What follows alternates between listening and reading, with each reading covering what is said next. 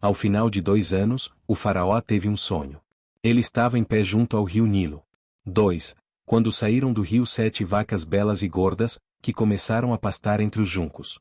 3. Depois saíram do rio mais 7 vacas, feias e magras, que foram para junto das outras, à beira do Nilo. 4. Então as vacas feias e magras comeram as 7 vacas belas e gordas. Nisso o faraó acordou. 5.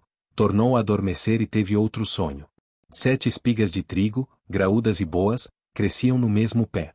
6. Depois brotaram outras 7 espigas, mirradas e ressequidas pelo vento leste. 7. As espigas mirradas engoliram as 7 espigas graúdas e cheias. Então o faraó acordou, era um sonho. 8.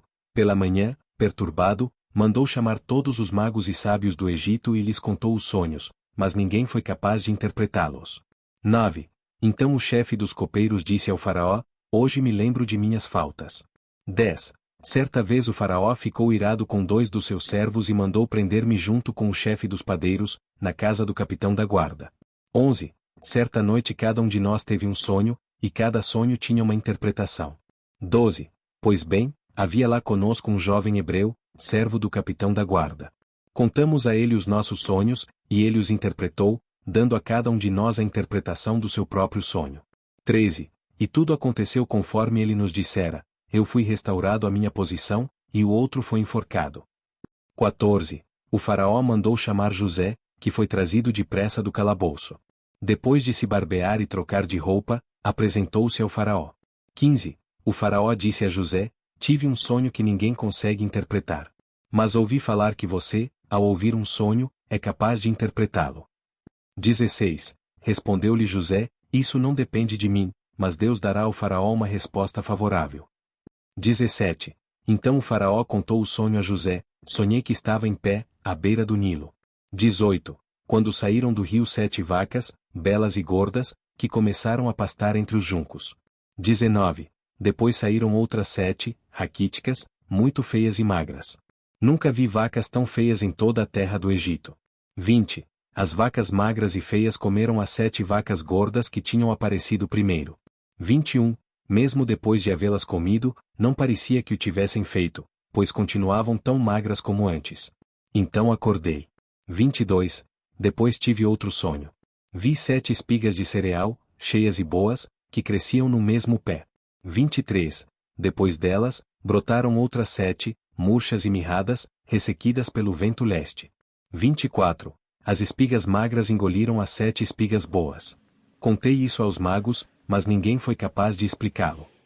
25. O faraó teve um único sonho, disse-lhe José.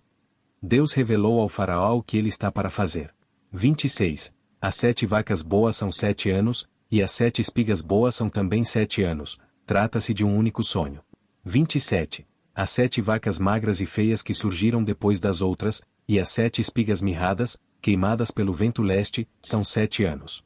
Serão 7 anos de fome. 28. É exatamente como eu disse ao faraó, Deus mostrou ao faraó aquilo que ele vai fazer. 29. 7 anos de muita fartura estão para vir sobre toda a terra do Egito. 30. Mas depois virão 7 anos de fome. Então todo o tempo de fartura será esquecido, pois a fome arruinará a terra. 31.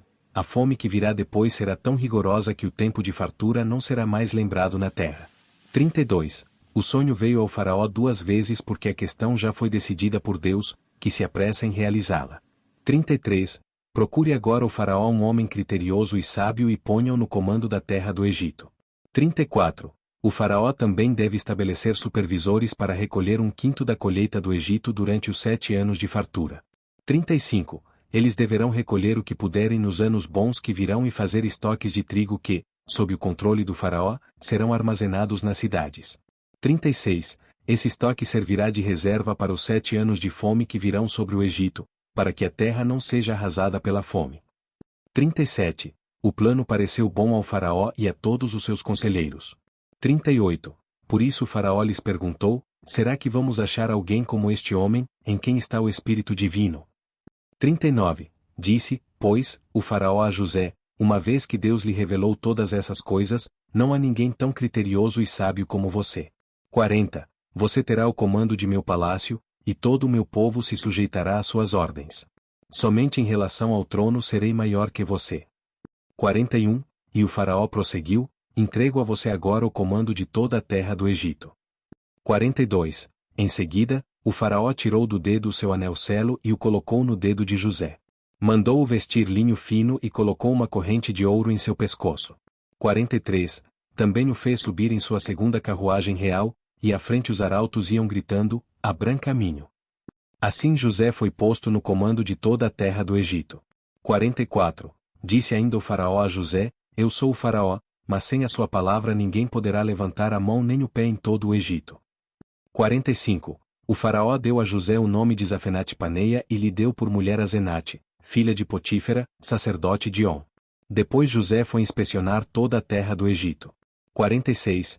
José tinha 30 anos de idade quando começou a servir ao faraó, rei do Egito. Ele se ausentou da presença do faraó e foi percorrer todo o Egito. 47. Durante os 7 anos de fartura a terra teve grande produção. 48. José recolheu todo o excedente dos 7 anos de fartura no Egito e o armazenou nas cidades.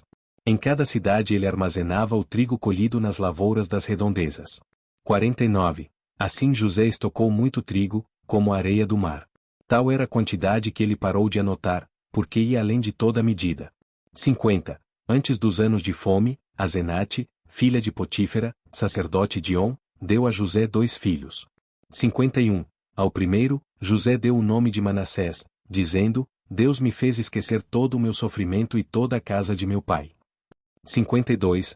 Ao segundo filho, chamou Efraim, dizendo: Deus me fez prosperar na terra onde tenho sofrido. 53. Assim chegaram ao fim os 7 anos de fartura no Egito. 54. E começaram os 7 anos de fome, como José tinha predito. Houve fome em todas as terras, mas em todo o Egito havia alimento. 55. Quando todo o Egito começou a sofrer com a fome, o povo clamou ao faraó por comida, e este respondeu a todos os egípcios: dirijam-se a José e façam o que ele disser. 56. Quando a fome já se havia espalhado por toda a terra, José mandou abrir os locais de armazenamento e começou a vender trigo aos egípcios, pois a fome se agravava em todo o Egito. 57. E de toda a terra vinha gente ao Egito para comprar trigo de José, porquanto a fome se agravava em toda parte.